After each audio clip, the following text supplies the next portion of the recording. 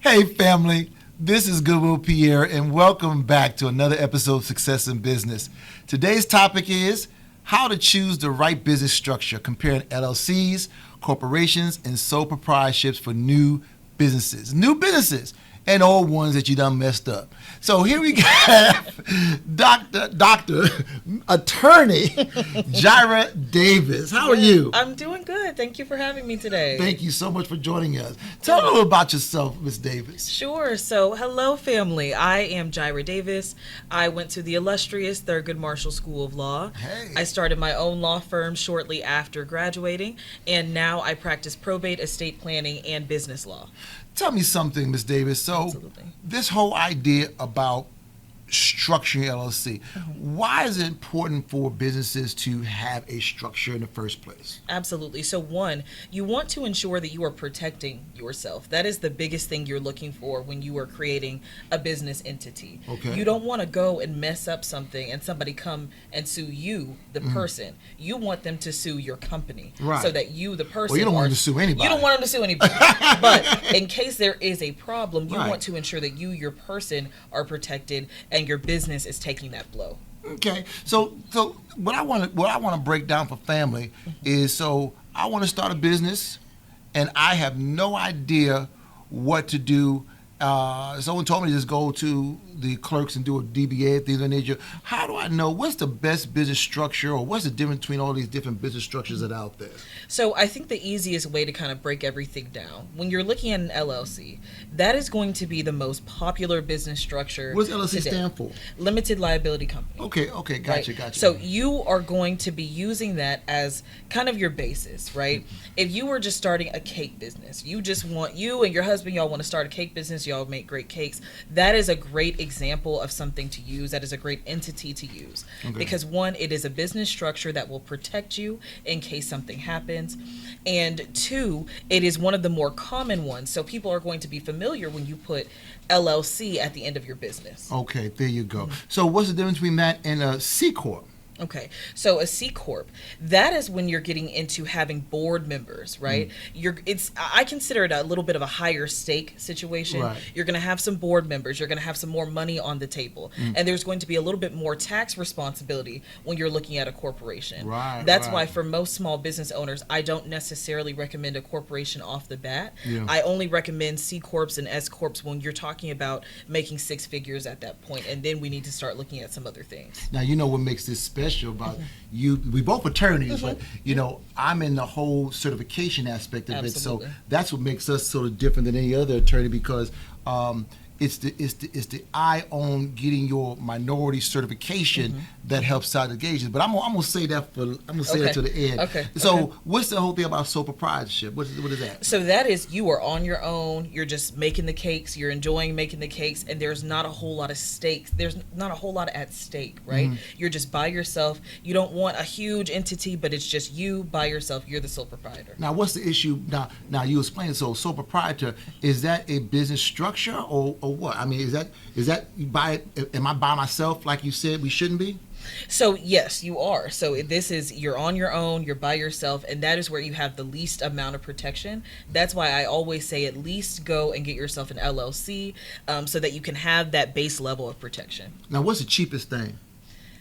The cheapest thing to do is to get an LLC to protect yourself, so Right. that you don't have to pay for it down the line. Right.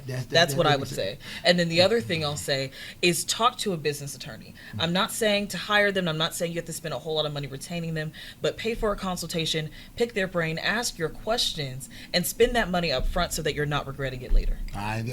Everyone say, "Hey, I want to just pick your brain," but I said, "No, don't pick my brain. Pay me first, because it hurts."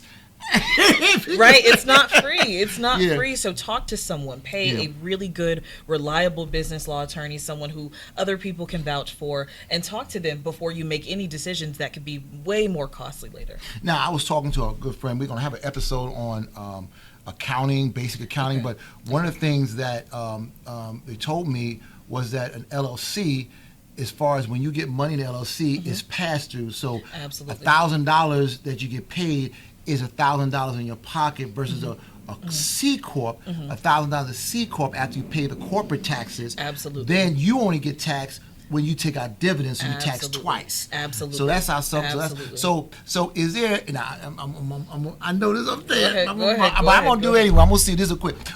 Is there any reason why someone would pick a C-Corp over an LLC? I mean, why would I willingly want to be taxed twice? Is there any reason? So I think the biggest thing we're looking at is just the size of the company, right? If you have a number of people who are sitting on a board for you, right? And we're talking high stakes, we're talking you're starting a tech company, or you have you just have a really big buy-in, right? So you have investors. That's another reason why you might want to go with a corporation over an LLC, because investors are going to invest in a corporation. They're not investing in an LLC necessarily, right? Right. And so you have a lot of folks who are willing to put money into this. They want to deal with a corporation, and they want to deal with a board of governors, and that is kind of where you're getting into that. Right. You know, I wanna find out about the level of fluidity that I said. Right. I mean, in other words, what's easier to kind of move around, LLC or corporation? An LLC, certainly. An Okay. LLC is more fluid. You're going to have the ability to go to your Secretary of State and make modifications if you need to. With a corporation, those same things can happen, but you do have to go through your board to ensure that they are approving of those changes and decisions. And there's just going to be a lot more kind of red tape that you have to get through with a corporation, because, again, there's a lot more money involved. But that's why when you're a small business owner, I say an LLC is more likely the way to go. And here in Texas, we have LLCs and we have PLLCs for those who have, for those who are attorneys, doctors. They have been certified by a state board or some higher entity. Govern themselves. Exactly. And govern themselves. So I formed the LLC. I formed the corporation.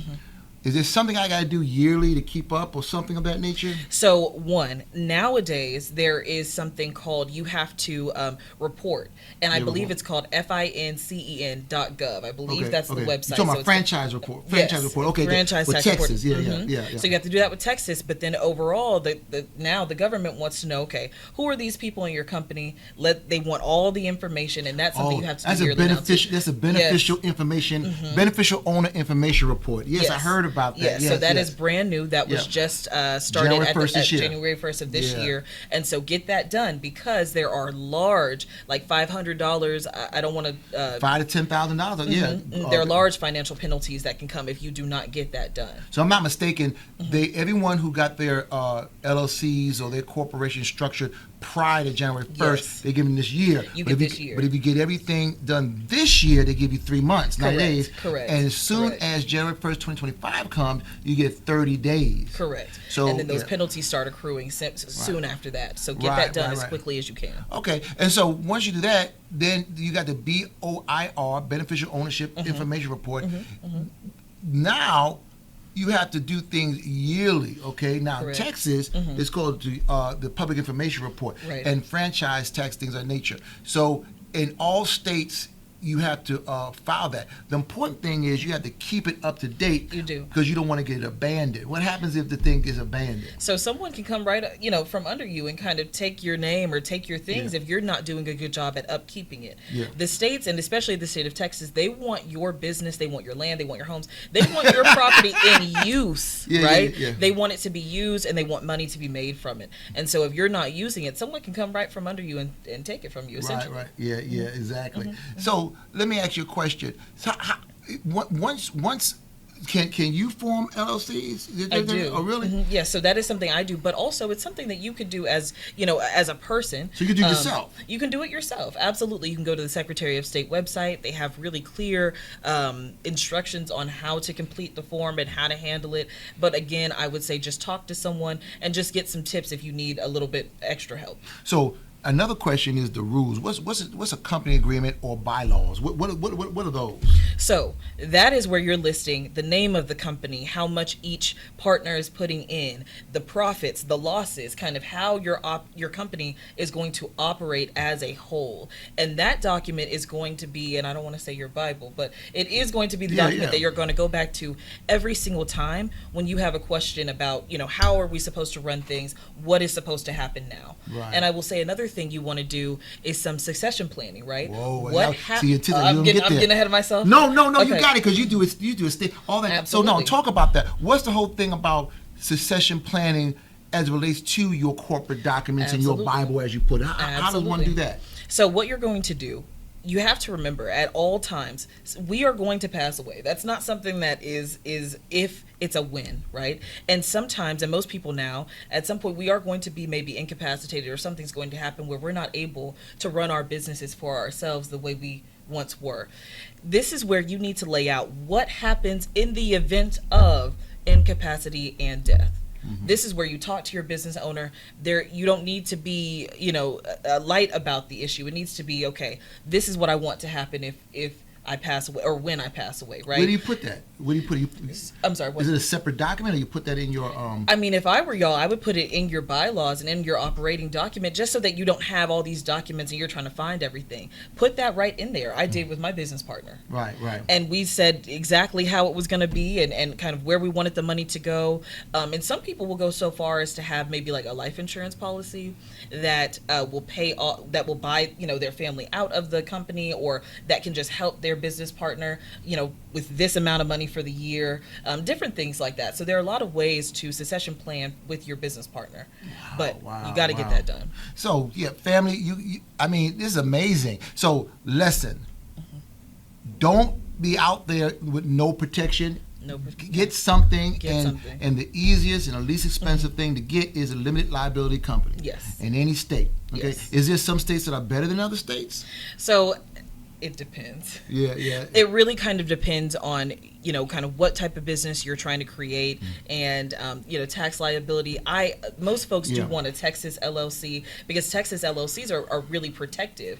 Texas is one of those states that they care about their business owners, so they want to make sure to protect you. And now some of my clients, what I do for them are either Delaware or Nevada, because they have to pay a fee for your living life, versus Texas, the more you pay, and it's a lot of money. I mean, I think it's over 1.3 million or something like that. If you get to that much, it's a good problem to have. Right. But anything before that, as of January 1st this year, you're not required to file a franchise tax if you're filing a no tax.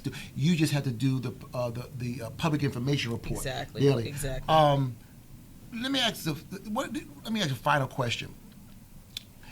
How do I keep the LLC, if I choose to get an LLC? Is there anything that I can protect that so either it won't get stolen? In other words, what happens if I have an LLC and next thing you know I'm buying groceries with it, or I'm doing things that I would do personally? Explain how bad that is if I'm just doing it as an alter ego of myself. What happened? So let's be very clear. Do things the legal way, right? Because the last thing you want is for the government to come after you because you were trying to get, taxed less on your personal expenses, right? Because you're under the guise of a business. Ensure, and here's the other thing, right? There are ways to do it. There are very legal ways to kind of get tax write-offs for certain things, vacations and all those types of things. That's possible. But ensure that you're not putting your personal expenses on your business account for, that are your literal personal expenses, it's right? ultra-virus activities. Exactly. Ensure that it has something to do with the business. Ensure that it relates back to the business. At all times. Yeah, I apologize. My phone be just popping off, recording all that. Fine. But so ultraviolet, that means because if you do that, that's what they pierce the corporate veil. And the very thing you had to protect yourself is going to now void, because they can go right to you. I'm so excited. Thank you so much, Ms. Attorney Davis, for being here. Thank you. I really appreciate it. There you have it. Tell them how to get in touch with you. Absolutely. So I am on TikTok and Instagram. I am on Instagram at JBLD1 and on TikTok at JBLD_1. There you go. Yes. Thank you so much, family, for another edition of Success in Business. Please remember to like us, to also continue to just subscribe at Success in Business channel, at Success in Business. My name is Attorney J. Goodwille Pierre, www.successinbusiness.org. I appreciate it, and thank you, and we'll see you next time.